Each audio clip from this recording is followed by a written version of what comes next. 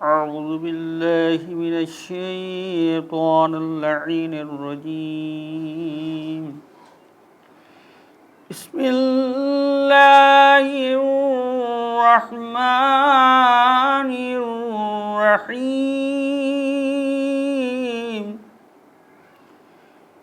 ياسين والقرآن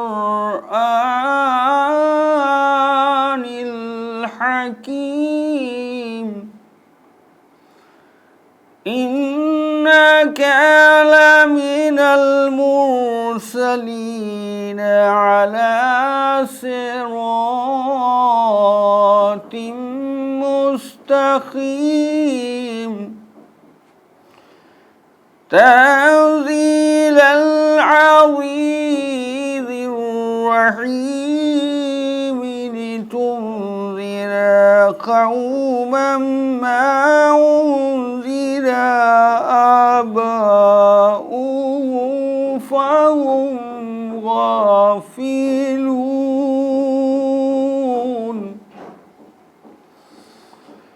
لقد حق القول على أكثرهم فهم لا يؤمنون. إنا جعلنا في أعناقهم أغلالا فهي إلى الأذقان فهم مقمحون. وجعلنا من بين أيديهم سدا ومن خلفهم سدا فأغشيناهم فهم لا يبصرون. وسواء عليهم أنذرتهم أم لم تنذرهم لا يؤمنون. إنما تنذر من اتبع الذكر وخشي الرحمن بالغيب فبشره بمغفرة وأجر كريم. إنا نحن نحيي الموتى ونكتب ما قدموا وآثارهم وكل شيء أحصيناه في إمام مبين. صدق الله العلي العظيم. اللهم صل على محمد وآل محمد.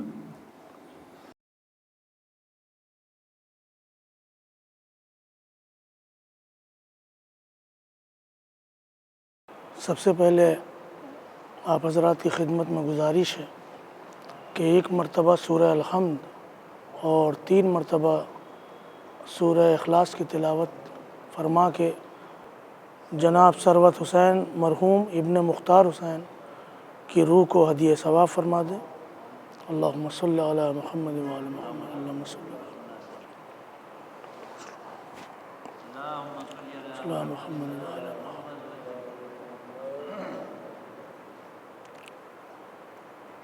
آپ حضرات کی خدمت میں یہ عرض کر دوں کہ روفی بھائی سے ہم لوگوں کے جو رشتے تھے وہ بہت ہی پرانے. کربلا کے سفر پہ بھی ہم لوگ ساتھ میں گئے تھے، ایران کے سفر پہ، اور بہت ہی والہانہ اور بہت ہی قریبی تعلقات اور بہت ہی محبت والے تعلقات. اچانک ان کے اس عظیم سانحے نے جو ہم لوگوں کے اوپر اثر ڈالا ہے وہ یقیناً وہ ختم ہونے والا نہیں ہے، لیکن ہم اس کے لیے کر کیا سکتے ہیں؟ پروردگار کی بارگاہ میں سب کو جانا ہے انشاءاللہ ایک نہ ایک دن۔ بس یہی ہے کہ ہم ان کے لیے زیادہ سے زیادہ ایصال ثواب کر سکتے ہیں، کسی بھی طرح سے مجلس اعزا کے عنوان سے اور دیگر تمام عنوان سے ہم مرحوم کے لیے زیادہ سے زیادہ ایصال ثواب کریں، یہی ان کی روح کے لیے سب سے عظیم تحفہ ہے۔ بہرحال بطور ثواب میں اپنے مرحوم دوست جناب روفی بھائی کی خدمت میں کہ ان کی ایصال ثواب کے سلسلے سے چند اشعار میں پیش کر رہا ہوں۔ ان کے حکم کی تعمیل میں نے کئی پروگرام بھی پڑھے، مجالس میں بھی اور کئی جگہ وہ ہمیں بڑی محبت سے بلاتے تھے، لہٰذا آج میرا یہ بڑا ایک عجیب و غریب المیہ ہے کہ مجھے ان کے ایصال ثواب کے لیے اور ان کی مجلس چہلم کے لیے مجھے پڑھنا پڑ رہا ہے۔ ایک صلوات ارشاد فرمائے بآواز بلند، اللہم صلی علی محمد۔ 4 مصرے ملاحظہ فرمائیں۔ جو اپنے سینے میں عشق علی نہیں رکھتے، جو اپنے سینے میں عشق علی نہیں رکھتے، وہ زندہ ہوتے ہوئے زندگی نہیں رکھتے، وہ زندہ ہوتے ہوئے جو ایک خیچ کرو گے 1000 پاؤ گے، جو ایک خیچ کرو گے 1000 پاؤ گے، حسین قرض کسی کا کبھی نہیں رکھتے، حسین قرض۔ صلوات پڑھیں محمد و آل محمد، اللہم صلی علی محمد۔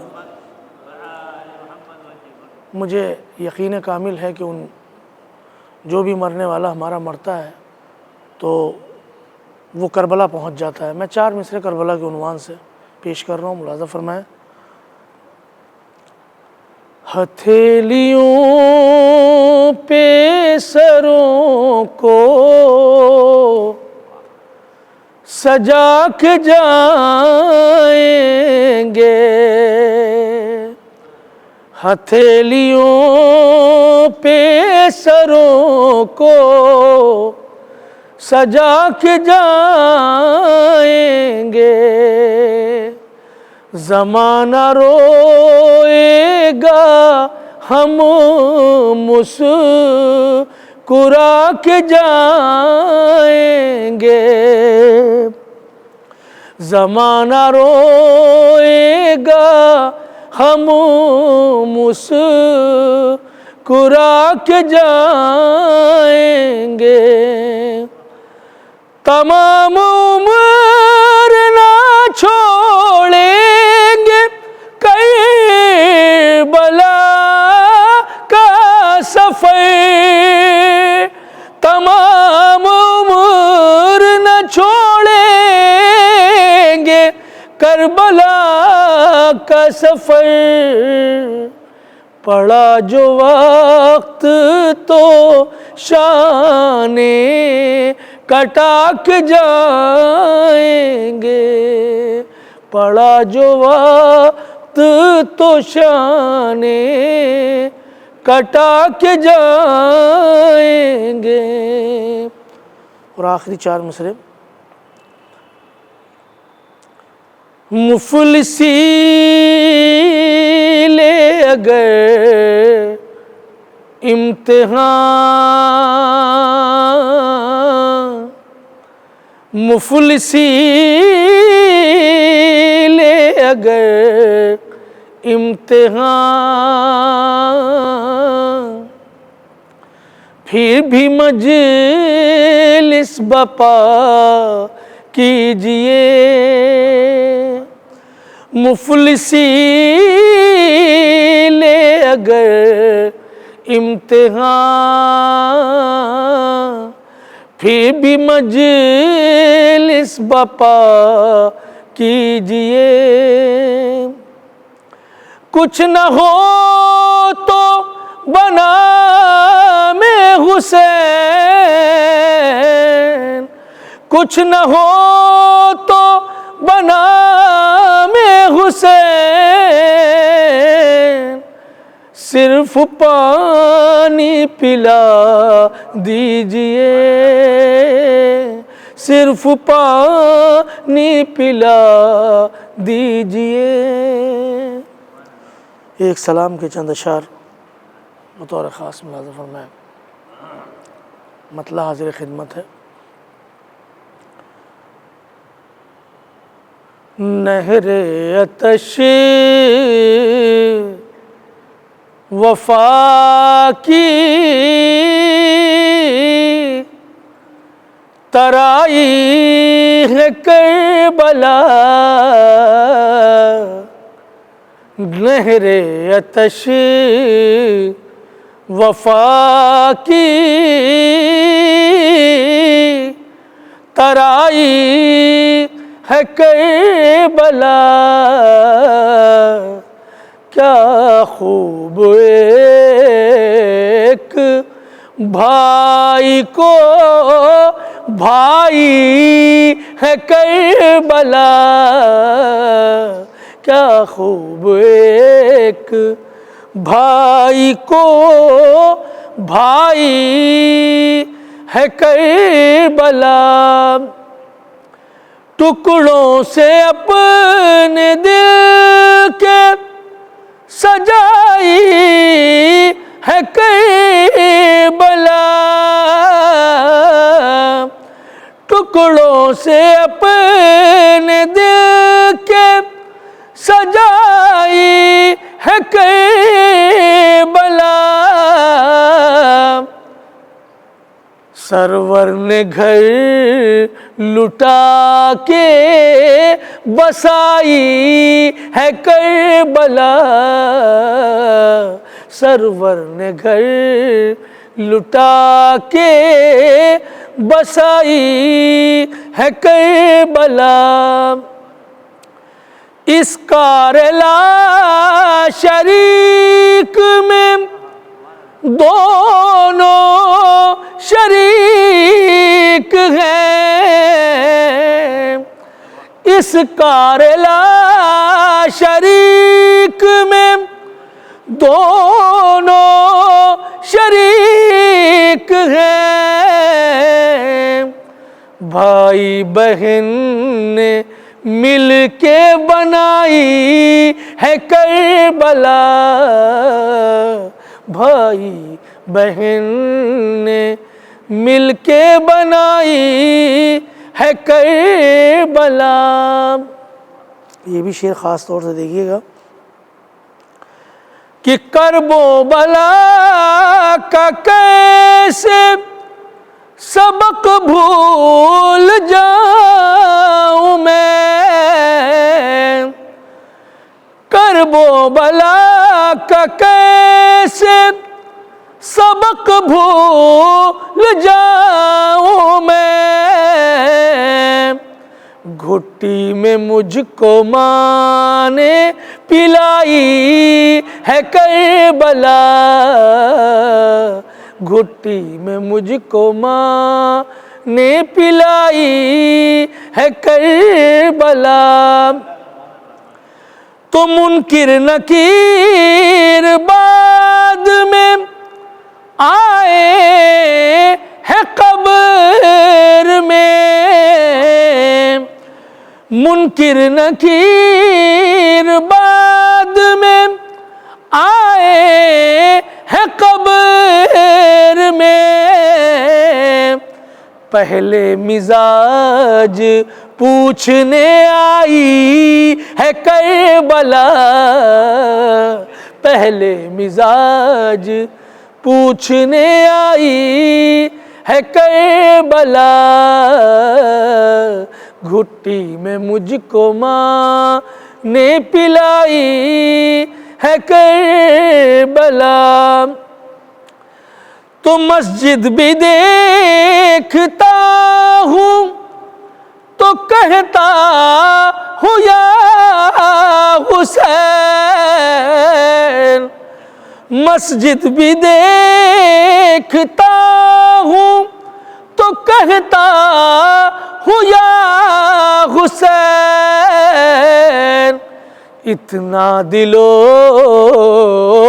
دماغ پہ چھائی ہے کربلا، اتنا دل و دماغ پہ چھائی ہے کربلا، کہ پہنچی نہیں جہاں پر کرن آفتاب کی، پہنچی نہیں جہاں پر کرن آفتاب کی، تو نے وہاں بھی شمع جلائی ہے کربلا، تو نے وہاں بھی شمع جلائی ہے کربلا، کعبے کی آرزو تھی تو 6 ماہ جوڑ کر، کعبے کی آرزو تھی تو 6 ماہ جوڑ کر، اصغر نے تیری عمر بڑھائی ہے کربلا، اصغر نے تیری عمر بڑھائی ہے کربلا، میں نے وقار دیکھا ہے قد اس کا گھٹ گیا، میں نے وقار دیکھا ہے قد اس کا گھٹ گیا، جس نے کسی بھی رخ سے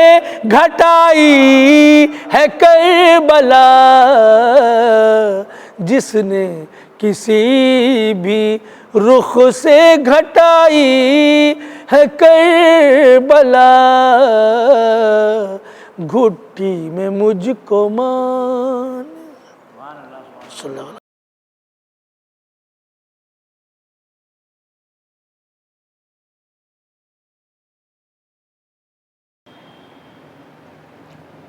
فاتحہ۔ بسم اللہ الرحمن الرحیم۔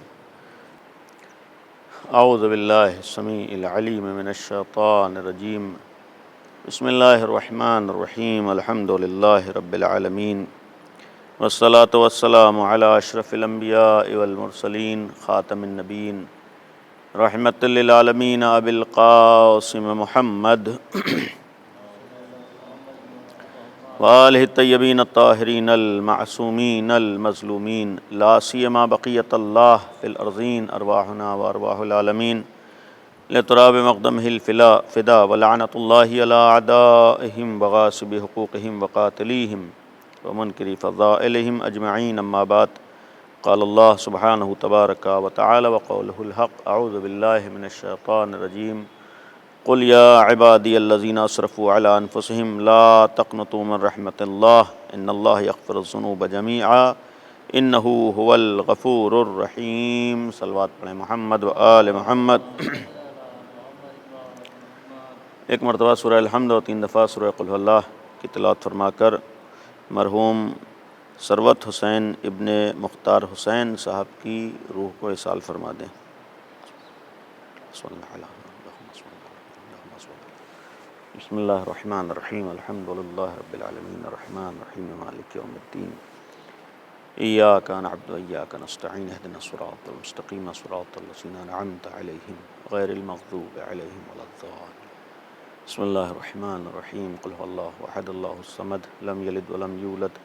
ولم یکن لہ کفوا احد بسم اللہ الرحمن الرحیم قل هو اللہ احد اللہ الصمد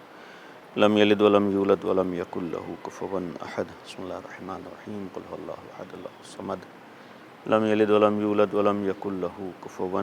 احد صدق اللہ العلی العظیم صلوات علی محمد و آل محمد۔ ایک مرد مومن کے ایصال ثواب کی مجلس مرحوم ثروت حسین صاحب جن کی شہرت روفی مختار تھی، جس عمر میں دنیا سے رخصت ہوئے، جن حالات میں دنیا سے گئے، یقیناً اعزاء کے لیے اور رشتہ داروں کے لیے ایک بہت بڑا سانحہ ہے اور ایک امتحانی منزل ہے۔ جس مہینے میں رخصت ہوئے وہ ماہ مغفرت تھا اور ماہ رحمت تھا، ماہ رمضان، اور اس وبائی دور میں اس حساس اور انتہائی سخت حالات میں یقیناً جس مرحلے سے اعزاء گزرے اور جس منزل سے رشتہ دار گزرے ہیں اور اپنی نگاہوں کے سامنے انسان وہ بھی اس عمر میں اپنے عزیز کو دنیا سے جاتے ہوئے دیکھے سخت ہوتا ہے، اور بالخصوص جیسا کہ معلوم ہوا انسان کو اور احساس اس وقت ہوتا ہے کہ جب بظاہر سب کچھ ہونے کے بعد بھی انسان کچھ نہ کر سکے، ایسے حالات سے گزرنا پڑے۔ بہت سے مومنین ایسے حالات سے گزرے، ایک امتحانی دور تھا اور ایک سخت دور تھا۔ مصلحت پروردگار کیا ہے، مشیت پروردگار کیا ہے، کسی کو نہیں معلوم ہے، لیکن جن حالات سے لوگ گزر رہے ہیں اور جن حالات سے لوگ گزرے ہیں، جو ماحول ہے، جیسا کہ انہی مرحوم کے لیے کہ آج کا زمانہ بھی اس حد تک ناقابل بیان ہے کہ انسان پیسہ رکھنے کے بعد، دولت رکھنے کے بعد، قوت رکھنے کے بعد، طاقت رکھنے کے بعد بھی اپنے عزیز کو لے کر در بدر بھٹکتا ہے، اور اس کے بعد بھی اس کا علاج نہیں ہو پاتا ہے۔ آج جو ہمارے سامنے صورتحال ہے یقیناً سخت ہے ان حالات میں، لیکن ان ساری چیزوں کے ساتھ ساتھ ہمیں اتنا یقین ہے کہ موت برحق ہے، اتنا یقین ہے کہ موت کا فیصلہ اللہ کے ہاتھ میں ہے۔ مختلف چیزیں سبب بنتی ہیں، مختلف چیزیں ذریعہ بنتی ہیں، لیکن ایک نہ ایک دن ہر انسان کو دنیا سے جانا ہے۔ ہر ذی روح کو اس دنیا سے رخصت ہونا ہے۔ کل نفس ذائقۃ الموت، ہر نفس کو موت کا ذائقہ چکھنا ہے۔ جب ان حالات میں اور اس عمر میں دنیا سے انسان گزرتا ہے، جس عمر میں مرحوم گئے، تو آدمی سوچتا ہے کہ ابھی مرنے کی عمر کیا تھی اور ابھی جانے کی عمر کیا تھی، ابھی وقت نہیں آیا تھا، لیکن ہم کو نہیں معلوم ہے کہ کب انسان کے لیے مصلحت ہے اللہ کی نگاہ میں۔ ہم اپنے اعتبار سے دیکھتے ہیں، لیکن اللہ کا ہر فیصلہ اس کے اعتبار سے ہے، اور یہ بھی یقین ہے کہ اللہ کا ہر فیصلہ بندوں کے حق میں بہتر ہوتا ہے۔ ہمیں احساس ہوتا ہے کہ ہمارا رشتہ دار چلا گیا، ہمیں احساس ہوتا ہے کہ ہمارا عزیز چلا گیا، لیکن یہ اللہ کو معلوم ہے کہ کس انسان کے لیے کتنے دن کہاں رہنا بہتر ہے۔ ہم نہیں سمجھ پاتے ہیں کہ ہمارے لیے یہ جگہ بہتر ہے یا اس کے بعد کی جگہ۔ ہم دنیا ہی کو بظاہر سب کچھ سمجھتے ہیں، لہذا ہمیں احساس ہوتا ہے کہ ہمیں دنیا میں ابھی رہنا ہے اور ہمارے عزیز کو رہنا چاہیے تھا۔ بہرحال احتیاط ہماری ذمہ داری ہے، بچنا اپنی ذمہ داری ہے، علاج اپنی ذمہ داری ہے، کوشش کرنا اپنی ذمہ داری ہے، لیکن یہ یقین رہے کہ موت اللہ کے اختیار میں ہے اور موت کا فیصلہ اللہ کے ہاتھ میں ہے، اور اللہ بندوں کی مصلحت کو دیکھتا ہے۔ اس کے عمل میں اس کا کوئی فائدہ نہیں ہے بلکہ بندوں کا فائدہ ہے، یعنی جو سلوک وہ بندوں کے ساتھ کرتا ہے اس میں اللہ کا کوئی فائدہ نہیں ہے بلکہ بندوں ہی کی بھلائی کے لیے وہ کرتا ہے۔ اللہ نے اپنے بندوں کے لیے جو عمل انجام دے، حتیٰ موت بھی اگر اللہ نے بندوں کے لیے رکھی ہے تو یہ نہیں کہہ سکتے ہیں کہ موت کسی بھی عنوان سے بری تھی یا غلط تھی، نہیں، اللہ نے اگر کوئی فیصلہ اپنے بندوں کے حق میں کیا ہے تو ماننا پڑے گا کہ بندوں کے حق میں بہتر ہے، اچھا ہے۔ وہ مالک ہے، وہ پروردگار ہے، اور وہ ہر چیز کا صاحب اختیار ہے۔ جب وہ مالک ہے تو مالک کو اختیار ہوتا ہے کہ جب تک جو چیز جہاں مصلحت سمجھے رکھتا ہے اور جب مصلحت سمجھتا ہے واپس لے لیتا ہے۔ جب وہ مصلحت کے اعتبار سے کسی چیز کو رکھتا ہے اور جب مصلحت سمجھتا ہے تو واپس لے لیتا ہے، تو ہم کو ماننا پڑے گا کہ مرحوم کے لیے بھی جب تک مصلحت خدا تھی اس وقت تک اس دنیا میں رہے، اور جب مصلحت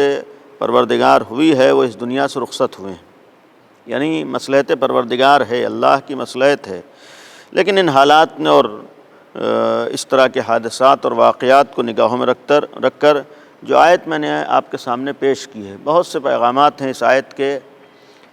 بظاہر حکم جو پروردگار کا ہے، اعلان ہے، قل یا عبادی الذین اسرفوا، سورہ مبارکہ زمر کی آیت نمبر 53 ہے، 53، 39واں سورہ ہے۔ اعلان ہے، قل یا عبادی الذین اسرفوا علی انفسہم، اے پیغمبر کہہ دیجئے ہمارے بندوں سے کہ اے میرے بندو، خطاب بھی اپنوں سے ہے، یعنی یہ یا عبادی، اے میرے بندو، الذین اسرفوا علی انفسہم، جن لوگوں نے اپنے نفسوں کے اوپر زیادتی کی ہے، اسراف کیا ہے، خطائیں کی ہیں۔ مفہوم اس آیت کا یہ ہے، لیکن اس ذیل میں جو بات عرض کرنا ہے کہ اسرفوا علی انفسہم، جنہوں نے اسراف کیا ہے، زیادتی کی ہے، اپنے نفس کو نقصانات کی طرف خود لے گیا ہے، لیکن اس سب کے بعد بھی دیکھو، لا تقنطوا من رحمت اللہ، اللہ کی رحمت سے ہرگز ہرگز مایوس نہ ہو، یعنی اللہ کی رحمت سے تم مایوس نہ ہو۔ یہ نہ سوچو کہ اب کچھ نہیں ہو سکتا ہے، یہ نہ سوچو کہ اب سارے راستے بند ہیں۔ دنیا والوں کے راستے تو بند ہو سکتے ہیں، لیکن پروردگار کا راستہ کبھی نہیں بند ہوتا ہے۔ دنیا میں دروازے بند ہو سکتے ہیں، لیکن اس معبود کے ہاں دروازہ کبھی بند نہیں ہوتا۔ لا تقنطوا من رحمت اللہ، دیکھو ہرگز ہرگز اللہ کی رحمت سے مایوس نہ ہو۔ ان اللہ یغفر الذنوب جميعا، دیکھو اللہ تمام گناہوں کو بخش دیتا ہے، اللہ ہر گناہ کو معاف کر دیتا ہے، اور انہ هو الغفور الرحیم، وہ بہت زیادہ بخشنے والا ہے، وہ بہت زیادہ مغفرت کرنے والا ہے۔ آیت کا اگرچہ عنوان اور آیت کا موضوع گناہوں سے متعلق ہے، یہ بھی ایک طرح کا سہارا ہے، ایک طرح کا دلاسا دلایا گیا ہے کہ انسان اگر خطائیں ہو جائیں، گناہ ہو جائے، معصیت ہو جائے، غلطی ہو جائے تو ہرگز ہرگز انسان مایوس نہ ہو، ہرگز ہرگز انسان نا امید نہ ہو۔ اللہ کی بارگاہ میں نا امیدی نہیں ہو سکتی، اللہ کی بارگاہ میں مایوسی نہیں ہو سکتی ہے۔ جب اللہ کی بارگاہ مایوسی نہیں تو اپنے گناہوں سے بھی انسان کو مایوسی نہ ہو، خطاؤں سے بھی مایوسی نہ ہو۔ میں نے کہا کہ عنوان اس آیت کا گناہوں سے متعلق ہے، لیکن اس آیت کے ذیل میں اتنا یہ بھی عرض کر دوں کہ اس آیت کا مفہوم عام بھی ہو سکتا ہے، وسیع بھی ہو سکتا ہے، یعنی اس آیت کا پیغام صرف گناہوں سے نہیں ہے، بلکہ یہ بھی کہا جا سکتا ہے لا تقنطوا من رحمت اللہ، دنیا کے کسی بھی مرحلے پر تم اللہ کی رحمت سے مایوس نہ ہو، یعنی کہیں بھی کسی منزل پر اللہ کی رحمت سے تم مایوس نہ ہو۔ یہ نہ سوچو کہ اب کیا ہوگا، یہ نہ سوچو کہ اب کیسے کریں گے، اب یہ نہ سوچو کہ اب کیا ہونے والا ہے، چونکہ ان حالات میں بہت سے افراد ایسے ہیں جن کے ذہنوں میں یہ ہے کہ اب کیا ہوگا، اور اب نہیں معلوم کیسی مصیبتیں آئیں گی، نہیں معلوم کیسی پریشانی آئیں گی۔ اب تو اس حقیقت ہے کہ بندوں نے بھی اعتراف کر لیا ہے کہ ہم اتنی ترقی کے بعد بھی مجبور ہیں، ہمارے اختیار میں نہیں ہے۔ ایک وبا پھیلی ہے، کرونا جیسی وبا آئی ہے، آدمی یہی کہتا ہے کہ آج تو ہمارے پاس علاج بھی نہیں ہے، ہمارے پاس اس کی دوا بھی نہیں ہے۔ یہ ساری چیزیں یعنی انسان اپنی مجبوری کا اعتراف کر رہا ہے، لیکن اس کے ساتھ ساتھ بہت سے ذہنوں میں مایوسی آتی ہے، بہت سے ذہنوں میں نا امیدی کا تصور آتا ہے۔ یہ قرآن کی آیت، یہ قرآن کا پیغام دنیا کو پیغام دے رہا ہے کہ دیکھو ہرگز ہرگز اللہ کے ہاں تم مایوس نہ ہو۔ مایوسی وہاں پر ہوتی ہے کہ جہاں پر انسان مجبور ہوتا ہے، لیکن جب سامنے والا مجبور نہ ہو، مختار نہ ہو، اور ہماری رسائی وہاں تک ہو تو وہاں مایوسی نہیں ہوتی ہے، وہاں نا امیدی نہیں ہوتی۔ لا تقنطوا من رحمت اللہ، دیکھو اللہ کی رحمت سے ہرگز مایوس نہ ہو۔ اگر یہ بلائیں آئی ہیں، اگر یہ پریشانیاں آئی ہیں، یہ اگر مصیبتیں آئی ہیں، یہ اگر سختیاں آئی ہیں، تو ہرگز ہرگز ان بلا و مصیبت میں بھی تم پریشان نہ ہو، ان بلا و مصیبتوں گرفتاری میں تم نا امید نہ ہو، تم مایوس نہ ہو، بلکہ اس بڑی سے بڑی سختی میں بھی اللہ کے اوپر اگر تمہارا بھروسہ ہے تو پھر وہ اللہ تمہاری مدد کرنے والا ہے، وہ اللہ تمہارے ساتھ ہے۔ اور پھر بعض آیات کا جو مفہوم ہے کہ اگر کوئی اللہ پر بھروسہ کرتا ہے تو اللہ اس کے لیے کافی ہو جاتا ہے، یعنی اللہ اس کو کسی کا محتاج نہیں کرتا ہے، اللہ کسی کا آگے اس کا جھکاتا نہیں ہے، نہیں، اگر ہم نے اللہ پر بھروسہ کیا تو وہ ہمارے ساتھ ہے۔ ان حالات میں اگر ہمیں احساس ہو رہا ہے کوئی نہیں ہے تو وہ پروردگار اعلان کرا کوئی نہ ہو لیکن ہم تو ہیں، دنیا والے تمہارا ساتھ کیا دیں گے، دنیا والے تمہارے کیا کام آئیں گے، دنیا والے تمہاری مدد کیا کریں گے، جو خود محتاج ہیں، جو خود مجبور ہیں۔ آج اگر تم ہاسپٹل پہ بھروسہ کر رہے ہو، آج اگر تم ڈاکٹروں پر بھروسہ کر رہے ہو، آج اگر تم میڈیکل سائنس پہ بھروسہ کر رہے ہو، تو خود آ کے وہ اس بات کا اعتراف کرے کہ ہم اس کے آگے کچھ نہیں کر سکتے، ہم اس کے آگے مجبور ہیں۔ تو جو اپنی مجبوری کا اعتراف کر رہا ہے تو اس کے اوپر بھروسہ نہ کرو، ان ساری چیزوں کا سبب سمجھو، ان ساری چیزوں کو ذریعہ سمجھو، ان ساری چیزوں کو وسیلہ سمجھو، یہ یقین رکھو کہ سب کچھ اگر ہے تو صرف تمہارا پروردگار ہے۔ یہ ساری چیزیں اسباب ہیں، مسبب الاسباب خداوند عالم ہے۔ ان کائنات پر بھروسہ نہ کرو، تمہیں ہاسپٹل جانا ہے، تمہیں دوا کرنا ہے، تمہیں علاج کرنا ہے، تمہیں ڈاکٹر کے پاس جانا ہے، لیکن اتنا یقین رہے کہ یہ ساری چیزیں ذریعہ ہیں، اصل پروردگار ہے۔ یہ ساری چیزیں سب کچھ نہیں ہے، یہ ساری چیزیں تمہاری مشکلات کو حل نہیں کریں، مشکلات کو حل تمہارا پروردگار کر رہا ہے۔ یہ چیزیں ذریعہ بنی ہیں جن کے ذریعے سے اللہ نے تمہیں فائدہ پہنچایا ہے۔ تو اگر یہ یقین ہو کہ وہ پروردگار ہے اور وہی سب کچھ دینے والا ہے تو یہ بھی یقین رہے کہ وہ کہیں بھی مجبور نہیں ہے، کہیں بھی اس کے ہاتھ بندھے ہوئے نہیں ہے، کہیں بھی اس کے لیے کوئی چیز ناممکن نہیں ہے، اس کے لیے سب کچھ ممکن ہے، اور پھر اس کے لیے ممکن ہی نہیں بلکہ وہ جب جو چاہتا ہے وہ کرتا ہے، اور جہاں جو چاہتا ہے وہ کرتا ہے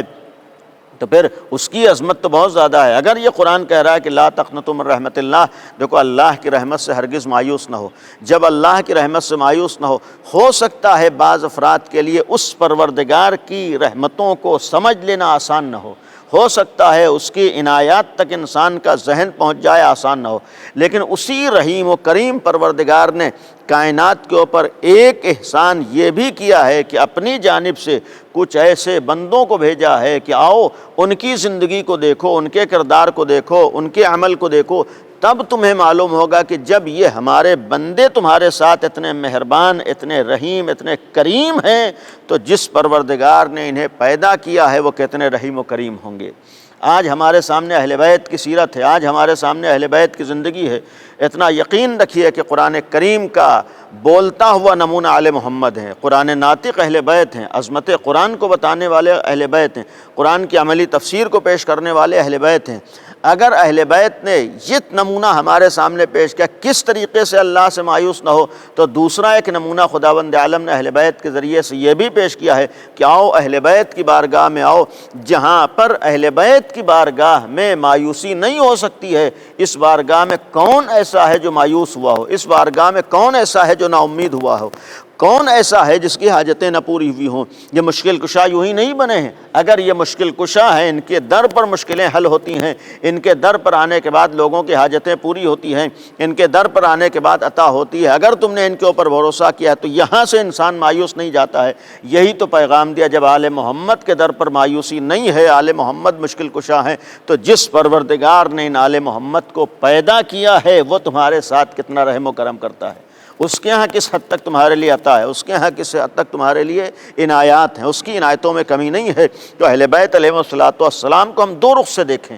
ایک طرف اہل بیت خود ہمارے نمونۂ عمل ہیں، ہمارے لیے آئیڈیل ہیں، ہم انہیں نگاہوں میں رکھیں، دوسری طرف ان کی عظمت کو پہچاننے کے ساتھ ساتھ ہمیں چونکہ اللہ کے صفات و کمالات کا مظہر آل محمد ہیں تو ہمیں پہلے اہل بیت کے اوپر بھروسہ رکھنا ہے تاکہ ہمیں معلوم ہو کہ کس طریقے سے خداوند عالم پر بھروسہ ہو سکتا ہے۔ ہمیں اہل بیت کی بارگاہ میں حاضر ہونا ہے، ان سے اپنی حاجتوں کو کہنا ہے، چونکہ یہ وسیلہ ہے خداوند عالم تک پہنچنے کا۔ جب ہم ان کے اوپر یقین کریں گے تب معلوم ہوگا کہ ہم ان کے ذریعے سے خداوند عالم تک کیسے پہنچیں گے۔ اور پھر تاریخ گواہ ہے کہ کون سا ایسا موقع ہے کہ آنے والا آیا ہو اور اہل بیت کے در سے مایوس گیا ہو، کون ایسا انسان ہے جو نہیں جانتا ہے۔ تاریخ گواہ ہے، ایک دو دن نہیں، جو 11 اماموں کی سیرت و 11 اماموں کا کردار ہمارے سامنے گزرا ہے، ہر امام کا واقعہ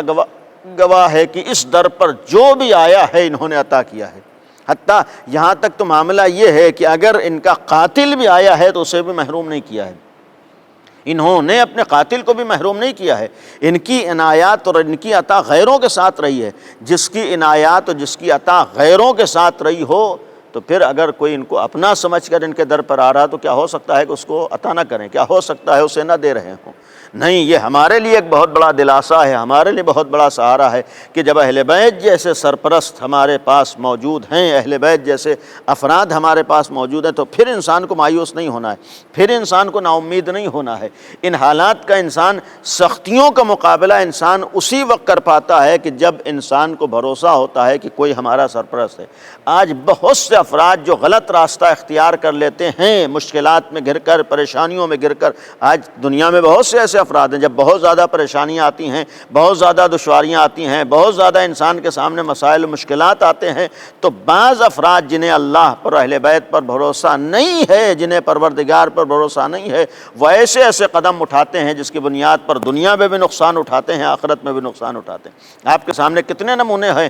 کہ جب انسان مایوسی کا شکار ہو جاتا ہے، نا امیدی کا شکار ہو جاتا ہے، تو پھر آدمی ایسے قدم اٹھا لیتا ہے کہ جہاں پر دنیا اور آخرت دونوں میں نقصان اٹھاتا ہے، جہاں پر بعض افراد اس حد تک پستیوں میں جاتے ہیں، شیطان کے بہکاوے میں آتے ہیں، غلط راستہ اپناتے ہیں کہ اپنی جان تک دینے پر تیار ہو جاتے ہیں۔ یہ قدم وہ انسان اٹھاتا ہے جو نا امید ہوتا ہے، مایوس ہوتا ہے۔ اس قدم کو اٹھانے کے اوپر وہ انسان تیار ہوتا ہے جس کو کسی ذات کے اوپر بھروسہ نہیں ہوتا ہے، لیکن جنہیں اہل بیت کے اوپر بھروسہ ہوتا ہے، جنہیں پروردگار پر بھروسہ ہوتا ہے، جنہیں خدا پر بھروسہ ہوتا ہے، کبھی بھی وہ ایسا قدم اٹھانے پر سوچ بھی نہیں سکتے ہیں کہ جہاں پر نا امیدی، مایوسی کا تصور نہ ہو۔ اس لیے کہ ان کے ہاں مایوسی نہیں ہے، ان کے ہاں نا امیدی نہیں ہے۔ اگر دنیا میں مشکلات ہیں، اگر دنیا میں پریشانیاں ہیں، تو انہیں اس بات کا یقین ہے کہ ایک پروردگار ایسا ہے کہ جو دیکھ رہا ہے، ایک پروردگار ایسا ہے کہ جو صاحب اختیار ہے۔ اور پروردگار کی عظمتیں تو بہت زیادہ ہیں، وہ یہ جانتا ہے کہ اہل بیت ہیں جو ہمارے سر پر ہیں، آل محمد ہیں جو ہماری سرپرستی کر رہے ہیں۔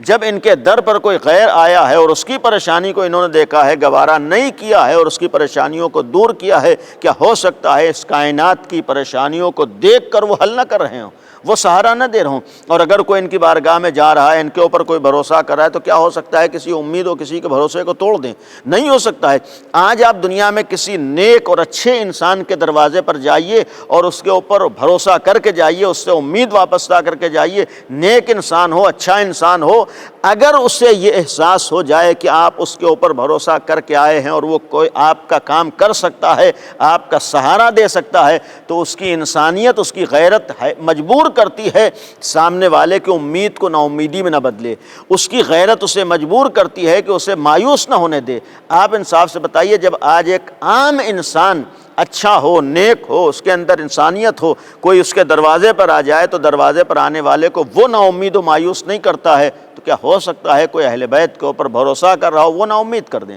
کیا ہو سکتا ہے کوئی آل محمد کے اوپر بھروسہ کر رہا ہو اس سے نا امیدی و مایوسی ہو جائے؟ نہیں ہو سکتا ہے۔ ہمیں اہل بیت کے اوپر بھروسہ کرنا ہے، ہمیں اہل بیت کے اوپر توکل کرنا ہے، تاکہ ہمیں معلوم ہو کہ خداوند عالم پر بھروسہ کیسے ہوتا ہے۔ جب ہم مخلوق پر بھروسہ کرنے کے عادی ہوں گے تب معلوم ہوگا خالق پر کتنا بھروسہ ہوتا ہے۔ اور جب انسان ایک مخلوق سے امیدوار ہو جاتا ہے اور یہ اسے احساس ہو جاتا ہے کہ ایک مخلوق ہمارے ساتھ حسن سلوک کرتا ہے، نیک سلوک کرتا ہے، اچھا برتاؤ کرتا ہے، ہماری ضرورتوں کو پوری کر دیتا ہے، تو جس نے انہیں پیدا کیا ہے وہ ہمارے ساتھ کیا سلوک کرے گا؟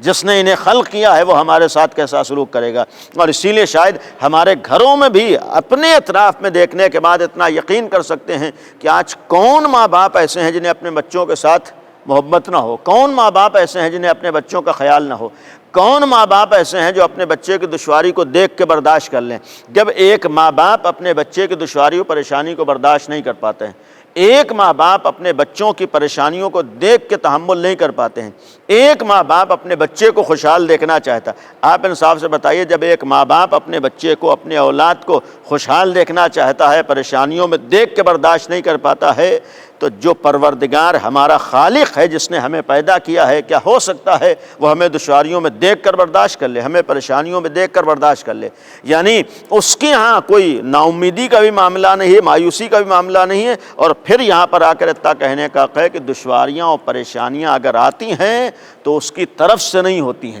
وہ پریشانیوں کو نازل نہیں کرتا ہے، وہ دشواریوں کو نہیں، وہ بندہ ہے، وہ دنیا والے ہیں جو ایسے کام کرتے ہیں جس کی وجہ سے دشواری و پریشانی کا شکار ہوتے ہیں۔ مصیبتیں اس کی طرف سے نہیں آتی ہیں، اس کی طرف سے امتحان، ابتلا اور آزمائش تو ہوتی ہے، لیکن پریشانیاں اور دشواریاں خود انسان کے اپنے ہاتھوں کی دین ہوتی ہے۔ لیکن وہ اتنا کریم پروردگار ہے کہ بندوں کی خطاؤں کے باوجود، غلطیوں کے باوجود، معصیت کے باوجود بھی وہ اپنے بندوں کو معاف کرنے پر تیار رہتا ہے۔ ادھر سے مخالفتیں ہیں لیکن ادھر سے عطا ہے، ادھر سے اس کی مخالفت ہے، اس کا کہنا نہ ماننا ہے، لیکن اس کی طرف سے عنایات اور عطا میں کمی نہیں ہے۔ وہ یہی تو پیغام دے رہا، دیکھو ہماری ذات سے مایوس نہ ہونا، اگر تم نے ہمارے اوپر بھروسہ کیا، من یتوکل اللہ فہو حسبہ، جو بھی اللہ پر توکل کرتا ہے، جو بھی اللہ پر بھروسہ کرتا ہے، اللہ اس کے لیے کافی ہو جاتا ہے۔ یعنی پھر اللہ اسے کسی کا محتاج نہیں رکھتا ہے۔ اور پھر یہی تو قرآن نے آگے بڑھ کر کہا ہے کہ جو بھی اللہ پر بھروسہ کر لیتا ہے، جو بھی اللہ سے امید لگا لیتا ہے، وہ ایسے راستوں کی، مفہوم عرض کر رہا ہوں، ایسے راستوں سے بندوں کی مدد کرتا ہے کہ آدمی سوچ بھی نہیں سکتا ہے۔ اگرچہ رزق کے سلسلے میں یرزق من حیث لا یحتسب، مفہوم اس کا یہ بھی ہو سکتا ہے کہ اگر کوئی انسان اپنے پروردگار اور اپنے خدا پر بھروسہ کرتا ہے اور صرف اس سے مانگتا ہے، تو پھر اللہ ایسے راستے سے اپنے بندوں کی مدد کرتا ہے کہ انسان کے وہم و گمان میں نہیں ہوتا ہے، انسان سوچ بھی نہیں سکتا ہے۔ بہت سے ایسے ہماری زندگی موقع آتے ہیں کہ ہم تو سوچتے ہیں کہ اچانک ہی ہمارا کام ہو گیا، نہیں معلوم کہاں سے کس نے ہماری مدد کر دی۔ ہوتا ہے کبھی کبھی ہم کسی کام سے نکلے، پریشان تھے، دشواریوں کا شکار تھے، اچانک ہمارے ساتھ کوئی راستہ نکل، ہمارا کام ہو گیا، تو ہم سوچتے ہیں اچانک ایسا ہو گیا۔ ہم یہ سوچتے ہیں کسی اور نے اچانک ہماری مدد کر دی۔ یہ یقین رہے کہ اچانک نہیں ہے، یہ بلکہ پروردگار کا رحم و کرم ہے کہ جو راستے نکالتا ہے۔ ہمیں تو بہت سے موقعوں پر احساس بھی نہیں ہوتا ہے کس نے ہماری مدد کی ہے۔ جتنا یقین ہے کہ اگر بظاہر کوئی انسان آ کر ہماری مدد کر رہا ہے، وہ انسان مدد نہیں کر رہا ہے، بلکہ اللہ نے اسے ذریعہ بنایا ہے مدد کرنے کا۔ یہ یقین رکھیے کہ اگر عنایات ہوتی ہیں، اگر مدد ہوتی ہے تو پھر وہ کریم ہے۔ لہذا بھروسہ کرنا ہے، ہمیں اس پروردگار کے اوپر امید لگانا ہے تو اسی معبود سے لگانا ہے۔ کسی سے اگر بھروسہ کرنا ہے تو صرف پروردگار عالم ہے۔ لہذا ہمارے سامنے، جیسا کہ میں نے عرض کیا کہ اہل بیت کو ہم دو اعتبار سے دیکھیں۔ ایک طرف یہ ذریعہ ہے خداوند عالم تک پہنچنے کا، خداوند عالم تک پہنچنے کا ذریعہ ہے، اور دوسری طرف یہ بھی ہے کیسے بھروسہ کیا جائے۔ یعنی اہل بیت دنیا میں ہمارے لیے زندگی گزارنے کا سلیقہ و طریقہ بھی بتانے والے ہیں۔ انسان کو کیسے بھروسہ کرنا ہے، انسان کو کیسے امید وابستہ کرنا ہے۔ آج معمولی سے دشواریوں سے انسان پریشان ہو جاتا ہے، آج معمولی سے پریشانیوں سے انسان گھبرا جاتا ہے، آج ایک دو موتیں ہو جاتی ہیں انسان ٹوٹ جاتا ہے، آج ایک نوجوان چلا جاتا ہے تو آدمی کی کیفیت کیا ہوتی۔ ہمارے لیے اہل بیت کی زندگی گواہ ہے کہ بڑی سے بڑی دشواری و پریشانی بھی آ جائے، بڑا سے بڑا امتحان بھی آ جائے، بڑی سے بڑی سختی بھی آ جائے، لیکن اگر انسان کو اللہ پر یقین ہے، بھروسہ ہے، تو ان بڑی مصیبتوں سے بھی آسانی سے گزر جاتا ہے۔ کہہ دینا بہت آسان ہوتا ہے۔ ہم اہل بیت کی زندگی کو اگر سامنے رکھیں، کتنے سختیاں ان کے سامنے آئیں، کتنے امتحانات ان کے سامنے۔ ہمارے سامنے کوئی سختیاں نہیں آتی ہیں، ہمارے سامنے کوئی پریشانیاں نہیں آتی ہیں۔ جتنے مصائب اہل بیت کے اوپر پڑے اتنے مصائب کسی کے اوپر نہیں پڑے ہوں گے۔ جتنی سختیاں اہل بیت کے سامنے آئیں اتنی سختیاں کسی کے سامنے نہیں آتی ہیں۔ جتنی دشواریاں اہل بیت کی زندگی میں کھڑی کی گئیں اتنی دشواریاں کسی اور کے سامنے نہیں کھڑی کی جاتی ہیں۔ جتنی مخالفتیں آل محمد کی ہوئیں اتنی مخالفتیں کسی کے نہیں ہوتی ہیں۔ جتنے دشمنوں نے حرب اہل بیت کے خلاف اپنائے ہیں، جتنی شیطان نے حرب اہل بیت کے خلاف اپنائے ہیں، کسی اور کے خلاف نہیں اپنائے، لیکن ان ساری رکاوٹوں کو اہل بیت نے طے کیا، ان سارے امتحانات کو سے گزرے ہیں۔ کسی بھی سختی نے اہل بیت کے قدم کو پیچھے نہیں ہٹایا ہے، کہیں بھی اہل بیت کے پائے ثبات میں لغزش نہیں آئی ہے۔ یہی تو اہل بیت نے ہمیں پیغام دیا کہ جب اتنے بڑے بڑے امتحانات سے ہم آسانی سے گزر گئے تو تم ہمارے ہی تو چاہنے والے ہو، یہ دشواریاں، یہ پریشانیاں تمہارے پائے ثبات میں لغزش نہ لا رہی ہوں بلکہ تمہیں ہمت و حوصلہ دے رہی ہوں آگے بڑھنے کا۔ اور یہیں پر ایک بات اور عرض کر دوں، ایصال ثواب کی مجلس ہے، ایک مرد مومن کی ہے، نوجوان ہیں جانے والے، بہت زیادہ ایج نہیں تھی، لیکن آج ہم نوجوانوں کے لیے ایک پیغام یہ بھی ہے کہ اگر ہم اس در سے وابستہ ہیں جسے در اہل بیت کہتے ہیں، اگر ہم ان آل محمد کے چاہنے والے ہیں، امیر المومنین کے ماننے والے ہیں، مولائے کائنات کے پیروکار ہیں، تو ایک فریضہ ہمارا یہ بھی ہے کہ ہم اپنے عمل اور کردار سے ثابت کریں کہ ہم علی والے ہیں۔ جو میں عرض کرنا چاہ رہا ہوں، موجودہ حالات میں آپ کے سامنے صورتحال ہے، دشواریوں سے لوگ گزرے ہیں، پریشانیوں سے لوگ گزرے ہیں، کاروبار بند ہوا ہے، بہرحال پورا ملک نہیں بلکہ پوری دنیا متاثر ہوئی ہے، اثرات ہوئے ہیں، یہ استثنائی حالات ہیں، لیکن عام طور پر ایک عمومی بات کر رہا ہوں جس کے اثرات ان دشواریوں میں سامنے آتے ہیں۔ پہلی چیز یہ ہے کہ ہم جس در سے وابستہ ہیں، جن آل محمد کے چاہنے والے ہیں، جن معصومین کے پیروکار ہیں، آج آپ تاریخ اہل بیت اٹھا کر دیکھیے، دنیا میں جب دشواریاں آئی ہیں تو ان دشواریوں کو کسی نے اگر حل کیا ہے تو اہل بیت ہیں۔ لوگوں کے سامنے اگر پریشانیاں آئی ہیں تو پریشانیوں کو کسی نے دور کیا ہے تو اہل بیت، اور اس حد تک دور کیا ہے کہ پورے علاقے میں، پورے شہر میں اگر دشواری آتی تھی تو لوگوں کو معلوم تھا کہ جس دروازے پر ہماری دشواری دور ہو سکتی ہے وہ اہل بیت کا دروازہ ہے۔ لوگوں کو معلوم تھا کہ اگر ہمارے گھر میں فاقہ ہے، ہمارے گھر میں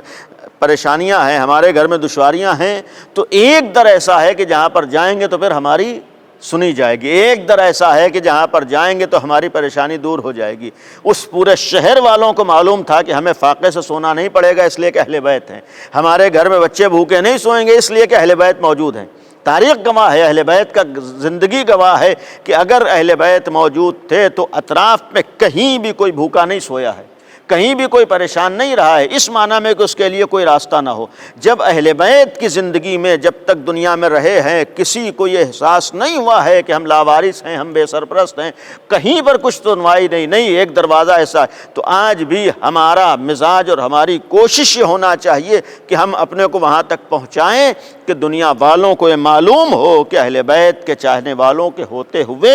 ہم دشواریوں کا شکار نہیں ہو سکتے ہیں، اہل بیت کے چاہنے والوں کے ہوتے ہوئے ہمیں بھوکا نہیں سونا پڑے گا، علی کے چاہنے والوں کے ہوتے ہوئے ہمارے گھر میں فاقے نہیں ہو۔ آج ہونا تو یہ چاہیے تھا، آج اہل بیت کے چاہنے والوں کی پہچان ہوتی۔ اور یہاں پر ایک بات عرض کروں کہ یقیناً بہت سے افراد ہیں، بہت سی قومیں ہیں، بہرحال ہیں جو قابل تعریف ہے، اس کے تعریف ہونا چاہیے۔ بعض قومیں ایسی ہیں کہ جو دشواریوں کے موقع پر سامنے آتی ہیں، بعض کمیونٹی ایسی ہے کہ جو مشکلات کے وقت سامنے آتی ہے، جو دوسروں کی مدد کرتی ہیں، جو دوسروں کو سہارا دیتے ہیں۔ عزیزو، اتنا عرض کرنے کا حق ہے کہ آج جو بھی نیک کام کر رہا ہے، پہلے یہ نیک کام اگر کرنے کا حق ہے تو اہل بیت کے چاہنے والوں کو ہے۔ آج ان تمام معاملات میں سب سے آگے اگر کھڑے ہونے کا حق ہے تو علی کے چاہنے والوں کو ہے۔ امام علی کے ہوتے ہوئے کوئی ان کے مقابلے پہ نہیں تھا کہ جس کے بارے میں کہا جائے کہ کوئی پریشانی ہو تو ان کے دروازے پر جاؤ۔ امیر المومنین کے ہوتے ہوئے کہیں آپ تاریخ میں نہ سنیے گا کوئی مشکل ہو تو کسی اور کے پاس جاؤ، اس لیے کہ علی ہی مشکل کشا تھے۔ جب علی ہی مشکل کشا تھے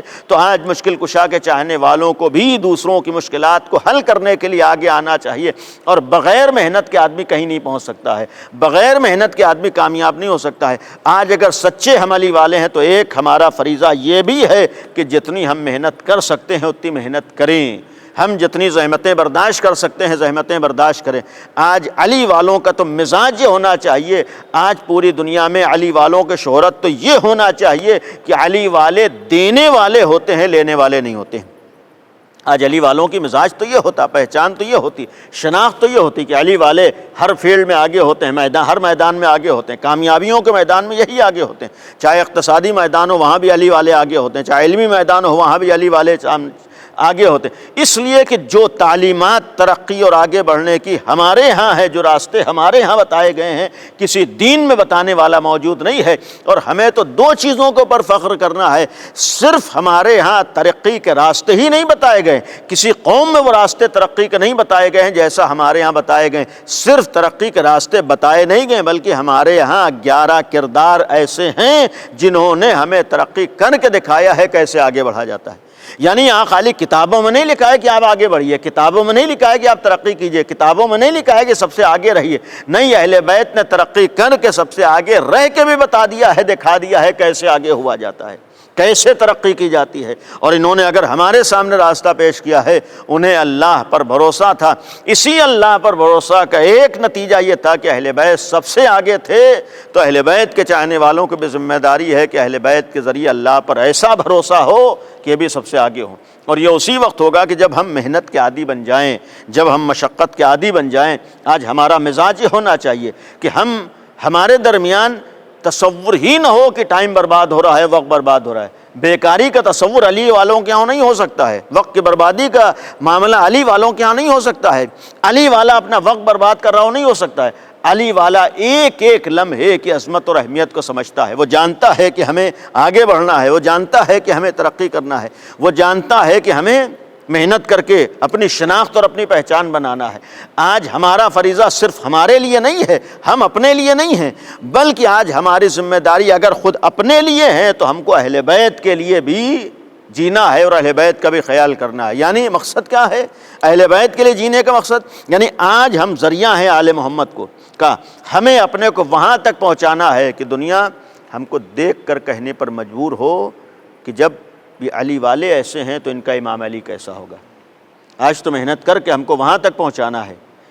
کہ دنیا والے کہیں کہ ان کے دین کی تعلیمات کیا ہیں، ان کے مذہب کی تعلیمات کیا ہیں، ان کے مسلک کی تعلیمات کیا ہیں، آج کس علی کے چاہنے والے ہیں۔ یعنی ہو ایسا ایک کردار، ایک ایسا عمل ہو، اور یہ اسی وقت ہو سکتا ہے کہ جب انسان محنت کرے، انسان آگے بڑھے۔ آج خود کم از کم اس وبا نے اس بات کا بھی اعتراف لے لیا ہے کہ دنیا ابھی بھی کہیں نہیں پہنچی ہے۔ اس وبا نے، اس کرونا نے ایک اعتراف تو یہ لے ہی لیا ہے کہ تم لاکھ دعوے کرو کہ ہم آسمانوں پہ جا رہے ہیں اور ہم فضاؤں میں سفر کر رہے ہیں اور ہم سیاروں تک پہنچ رہے ہیں، ہم چاند تک پہنچ گئے، تم کہیں بھی پہنچ گئے، آج بھی تم ایک معمولی سے وائرس پر اگر قابو نہیں پا رہے ہو، اس کا مطلب آج بھی اعتراف کرو کہ تم مجبور ہو، مختار نہیں ہو۔ آج تمہارے اختیار میں کچھ نہیں ہے۔ اگر تم ترقی کے ذہنی طور پر اپنے اعتبار سے تم کامیاب ہو رہے ہوتے تو پھر تمہیں اس جگہ پر آ کر یہ کہنا نہ پڑتا کہ اس مرض کا کوئی علاج نہیں ہے۔ یقیناً علاج ہے، لیکن ابھی تمہارا علم وہاں تک نہیں پہنچا ہے کہ تم اس کے علاج کو تلاش کر سکو۔ اس کا مطلب آج بھی تم اتنی ترقی کے بعد بھی مجبور ہو، تو پہچانو کہ جو اللہ تمہیں دینے والا ہے۔ لہذا یہ بھی ایک شاید اس دور میں ایک پیغام ہم سب کے لیے ہے، مومنین کے لیے، کم از کم اہل بیت کے چاہنے والوں کے، جہاں پر کرونا وبا میں اس وبا نے دنیا کو اس کی حیثیت کو پہچانوایا ہے، دنیا کو اس کے غرور کو توڑا ہے، گھمنڈ کو توڑا ہے، ظالمین کو گویا آئینہ دکھایا ہے۔ بعض لوگ حکومت تک پہنچنے کے بعد، اقتدار حاصل کرنے کے بعد، کرسی پر بیٹھنے کے بعد، معمولی سا علم حاصل کرنے کے بعد آدمی سوچتا ہے کہ ہم تو کچھ ہو گئے، ہم جو چاہیں گے کر لیں گے۔ لیکن اس وبا نے ایک پیغام ایسے افراد کو دیا ہے کہ تم سب کچھ نہیں ہو، بلکہ تم سے بڑی بھی کوئی طاقت ہے۔ جب تم سے بڑی بھی تو کوئی طاقت ہے تو آج طاقت کے نشے میں غرور و گھمنڈ کا شکار ہو کر کمزوروں پر ظلم نہ کرو، بلکہ تمہیں یہ احساس ہو کہ تم سے بڑی طاقت بھی کوئی اور ہے۔ جب تم سے بڑی طاقت کوئی اور ہے تو تم اس کے اختیار میں ہو۔ وہ اگر معمولی سا اشارہ کر دے تمہارا وجود باقی نہ رہے، ظلم کرتے وقت، لوگوں کے ساتھ ناانصافی کرتے وقت، مظلوموں کو ستاتے وقت تمہیں یہ احساس ہونا چاہیے کہ اگر اس کائنات کا خالق چاہ لے تو ایک لمحے کے لیے بھی تم سانس نہیں لے سکتے ہو۔ آج اگر تمہاری زبان ہل رہی ہے، آج اگر تمہارے ہاتھ ہل رہے ہیں، آج اگر تو کوئی عمل انجام دے رہے ہو تو یہ احسان مانو اپنے پروردگار اور اپنے خالق کا۔ لہذا اس خالق کے آگے تم غرور و گھمنڈ اور تکبر کا شکار نہ ہو۔ جب شیطان کا غرور باقی نہ رہا، جب فرعون و نمرود کا غرور و گھمنڈ باقی نہ رہا، بڑے بڑے بادشاہ بھی غرور و گھمنڈ کر کے ختم ہو گئے، تو آج دنیا کے کسی بھی ظالم اور جابر کو یہ احساس نہ ہو کہ ہم جو چاہیں گے کر لیں۔ نہیں، پروردگار کے آگے تمہارا کوئی بس نہیں چل سکتا ہے۔ لہذا جب تک اللہ نے تمہیں مہلت دی ہے،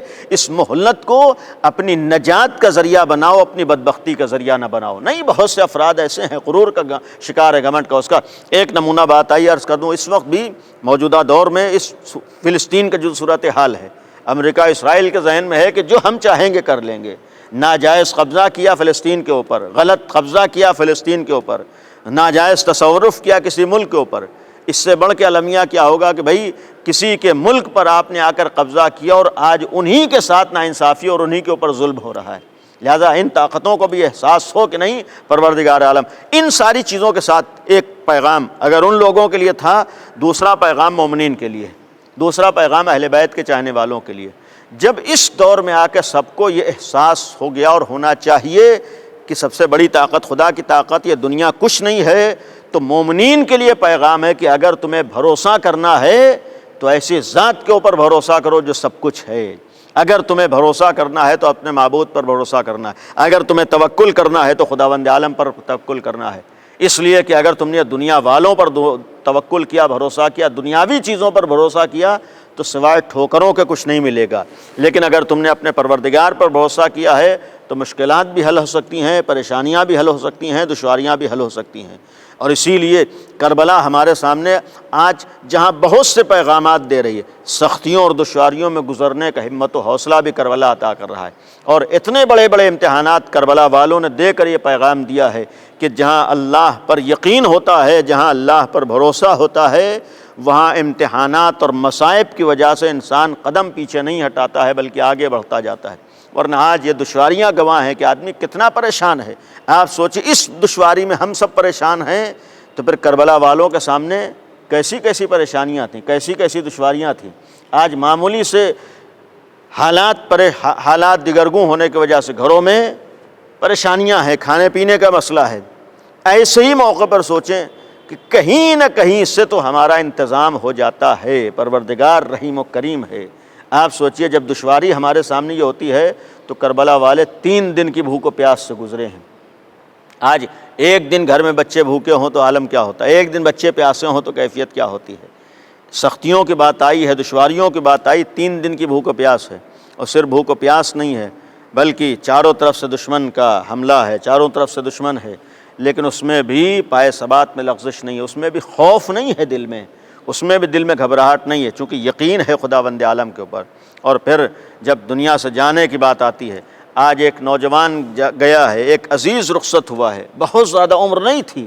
عزیزوں کو احساس ہے، رشتہ داروں کو احساس ہے کہ اس عمر میں ہمارا رشتہ دار چلا گیا۔ کربلا میں اس طرح کے بھی نمونے ہیں جو پیغام دیتے ہیں، جب تمہارا ایک عزیز جاتا ہے تو تمہارا دل ٹوٹ جاتا ہے، تم بھی کس حد تک افسردہ ہوتے ہو، رنجیدہ ہوتے ہو، غمزدہ ہوتے ہو، جبکہ تم نے ایک جنازہ اٹھایا ہے۔ حسین کے دل سے پوچھو جس نے 72 جنازے اٹھائے ہیں۔ آج جب تمہارے کندھوں پر ایک جنازہ آتا ہے تو کیسے بے چین ہوتے ہو؟ انصاف سے بتاؤ، جب تمہاری کیفیت یہ ہوتی ہے جس نے صبح سے لاشوں پہ لاشیں اٹھائے ہیں، جس نے اصحاب کے لاشیں اٹھائے ہیں، اور پھر جب اعزاء کی باری آئی ہے، رشتہ داروں کی باری آئی ہے، اور محمد کے لاشیں اٹھا لینا امام حسین کے لیے، اور صرف رشتہ ہی نہیں ہے، رشتہ بھی ہے، امام بھی ہے، ولی خدا بھی ہے، اور پھر جس حد تک سامنے والا بھی کمالات کا حامل ہو، اس کا گزرنا اتنا ہی سخت ہوتا ہے۔ یعنی کہنے کا مقصد یہ نہ سوچیں کہ جناب اون محمد کا گزرنا امام حسین کے لیے آسان تھا، نہیں، بہت بڑی مصیبت ہے۔ جناب قاسم کا چلا جانا امام حسین کے لیے بہت سخت ہے، جناب عباس جیسے بھائی کا رخصت ہو جانا بہت سخت ہے۔ آخری منزلوں میں ایک امتحان آقا حسین نے یہ بھی دیا ہے کہ ایک طرف عباس جیسے بھائی کو خدا حافظ کہا ہے، اور یہ برابر کا بھائی کڑی الجوان ہے، دریا کے کنارے، فرات کے کنارے شانوں کو کٹا کر سوئے ہیں۔ آپ سوچئے کہ جس وقت جناب عباس کے سرانے آئے ہیں، وصیتیں ہوئی ہیں، اور ان وصیتوں کے بعد جس وقت جناب عباس دنیا سے گئے ہیں، امام حسین نے وصیت کے مطابق جو مشہور ہے، جناب عباس کے لاشے کو فرات کے کنارے چھوڑا ہے، علم لے کر آئے ہیں۔ ایک چچا جانتا ہے، ایک باپ جانتا ہے کہ چھوٹے چھوٹے بچوں نے کس امید سے جناب عباس کو رخصت کیا تھا۔ امام حسین کو کیا احساس نہیں ہوگا کہ ایک طرف عباس کا غم ہے، دوسری طرف بچوں کا بھی تو خیال ہے کہ بچے امیدوار ہیں۔ بچوں نے چچا عباس کو پانی لانے کے لیے بھیجا۔ اس امتحان کے بعد ایک اور امتحان آقا حسین کے لیے آتا ہے کہ جس وقت اپنے کڑی الجوان علی اکبر کو خدا حافظ کہا ہے، امام حسین نے جس وقت جناب علی اکبر کو خدا حافظ کہا ہے، خدا حافظ کہنے کے بعد ایک تاریخ کا جملہ ہے کہ جب اپنے لال کو خدا حافظ کہا تھا، جناب علی اکبر مقتل کی طرف چلے ہیں، آگے بڑھے ہیں، کانوں میں آہٹ محسوس کی ہے۔ جس وقت کانوں میں آہٹ محسوس ہوئی ہے، مڑ کر دیکھا ہے تو منظر یہ تھا کہ بوڑھا باپ کمر کو تھامے ہوئے چلا آ رہا تھا۔ جناب علی اکبر نے اپنے رہوار کو روکا تھا، رہوار کو روکنے کے بعد مشہور یہی تو ہے، سوال کیا تھا، بابا جان آپ نے تو خدا حافظ کہہ دیا تھا، یہ پیچھے آنے کی وجہ کیا ہے؟ امام حسین نے فرمایا تھا، میرے لال کاش تم صاحب اولاد ہوتے تو تمہیں معلوم ہوتا ایک ضعیف باپ کے لیے نوجوان کا غم کیسا سخت ہوتا ہے۔ عزادارو ذرا سوچئے، ایک طرف امام حسین کا یہ پیغام تو ہے، لیکن انہی میں ایک جملہ یہ بھی تو قابل غور ہے کہ جب بیٹا نگاہوں کے سامنے جا رہا ہے تب باپ اتنا بے چین ہے، جب بیٹے کو اپنی نگاہوں سے دیکھ رہے ہیں تب امام حسین اس طریقے سے بے چینی کا اظہار فرما رہے ہیں۔ جب اسی بیٹے نے آواز دی ہوگی بابا میرا آخری سلام قبول کرو، اور امام حسین اسی بیٹے کے سرہانے پہنچے ہوں گے تو عالم کیا ہوا ہوگا۔ اور صرف سرہانے نہیں پہنچے بلکہ ایک سوال کیا تھا، میرا لال خیر تو ہے بابا جان، سینے میں برچھی کی ہنی ہے۔ امام نے سرزمین کربلا پر وہ امتحان بھی دیا ہے کہ اپنے کڑیل جوان کے سینے سے برچھی کی ہنی نکالی ہے۔ کڑیل جوان کے سینے سے برچھی کی ہنی کا نکالنا تھا، بیٹے نے تڑپ کے باپ کے گلے میں باہیں ڈال دی ہیں، بس ایک جملہ کہہ سکے ہوں گے بابا خدا حافظ۔ اب ایک باپ کے سامنے جوان کا لاشا ہے، روایات میں ہے کہ ٹکڑے ٹکڑے لاشا ہے، آپ نے بھی لاشیں اٹھائے ہیں، لیکن جو کربلا میں آقا حسین نے لاشیں اٹھائے ہیں، اپنے جوان بیٹے کے لاشے کو اٹھانا چاہتے ہیں، اتنے ٹکڑے تھے کہ لاشا اٹھ نہیں رہا تھا۔ ایک دفعہ آقا حسین نے لاشا اٹھایا رکھ دیا، پھر اٹھایا پھر رکھ دیا، جب ٹکڑے ٹکڑے لاشا تھا نہ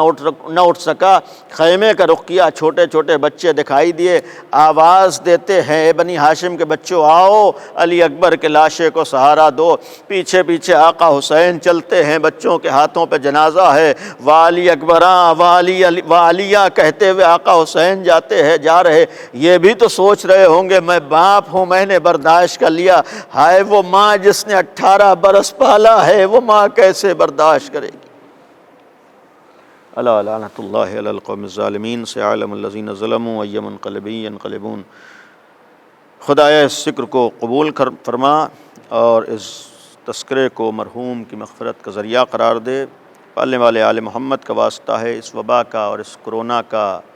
دنیا سے خاتمہ فرما، لوگوں کو اس سے نجات عطا فرما۔ خدا جو پریشان حال ہیں ان سب کی پریشانیوں کو دور فرما۔ خدایا اہل بیت کا واسطہ ہے، ہم سب کو اپنی ذات پر بھروسہ اور توکل کرنے کی توفیق عنایت فرما۔ خدا ان مشکلات سے محفوظ رہنے کی ہم سب کو توفیق عنایت فرما۔ پروردگار اہل بیت کا واسطہ ہے، آل محمد کا واسطہ ہے، جو مومنین اس دنیا سے رخصت ہوئے ہیں، بالخصوص جو اس وبا کا شکار ہو کر گئے ان سب کی مغفرت فرما۔ خدا جو مومنین بیمار ہیں، مریض ہیں، جو اس وبا کا شکار ہیں، اہل بیت کے صدقے میں ان سب کو شفائے کامل اور عاجل عنایت فرما۔ خدایا ہم سب کو علم عمل کی توفیق عطا فرما۔ مزید ایک دفعہ سورہ حمد اور 3 دفعہ سورہ قل اللہ کی تلاوت فرما کر مرحوم ثروت حسین عرف روفی مختار ابن مختار حسین صاحب کی روح کو ایصال فرما دیں۔ اللہم صلی علی محمد وعلی اللہم صلی علی محمد وعلی اللہم صلی علی محمد وعلی محمد۔ بسم اللہ الرحمن الرحیم۔